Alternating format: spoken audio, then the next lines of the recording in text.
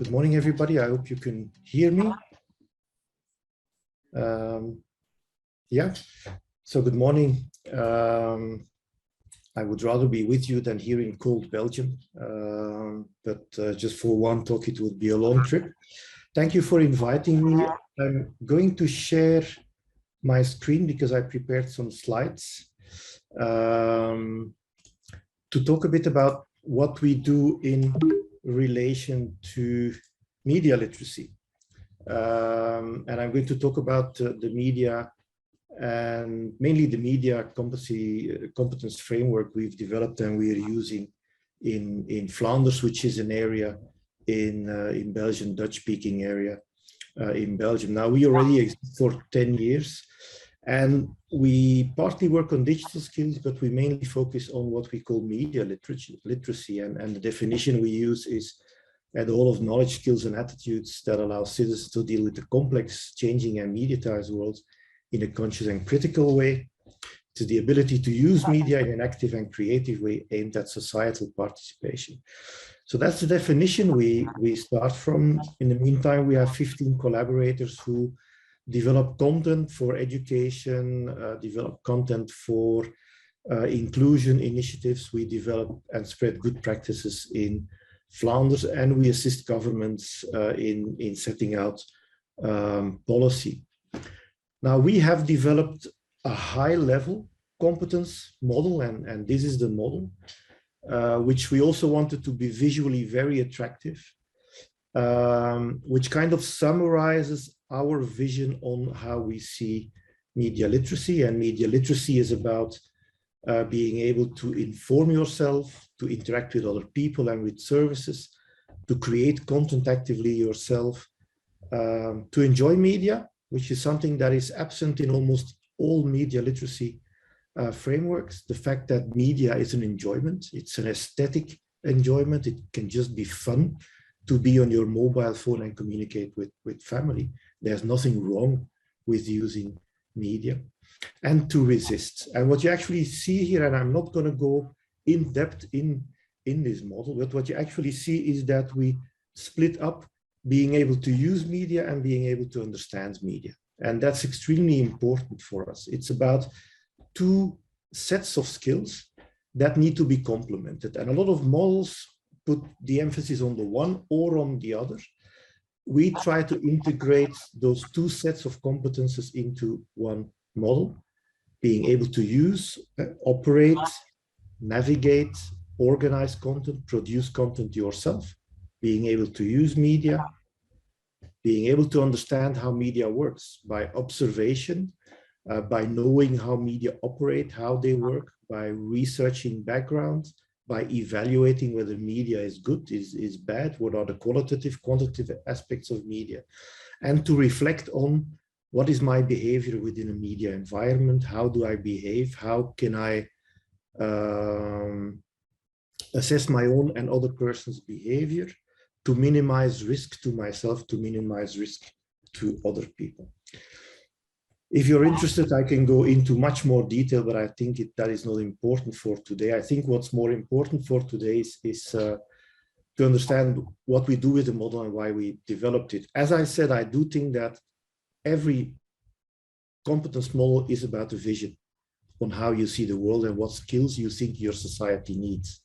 And as I said, we start from an emancipatory approach to media literacy. We believe that people should embrace media, which means that they need these skills to use them, but also in times of fake news, etc., have these more critical skills to understand what's happening. And through this model, we communicate this vision to actors out there. And I think what's interesting is due to the fact that we have this model, everybody in Flanders is starting to use a common model.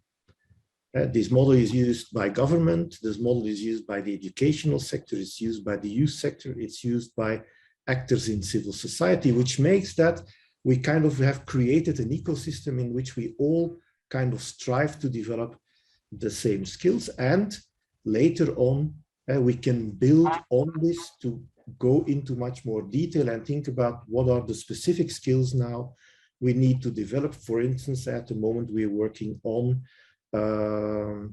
developing this model into an instrument that can be used by teachers, by directors of schools, to more in-depth look at what skills do we expect kids to have from the age of 3 until the age of 18.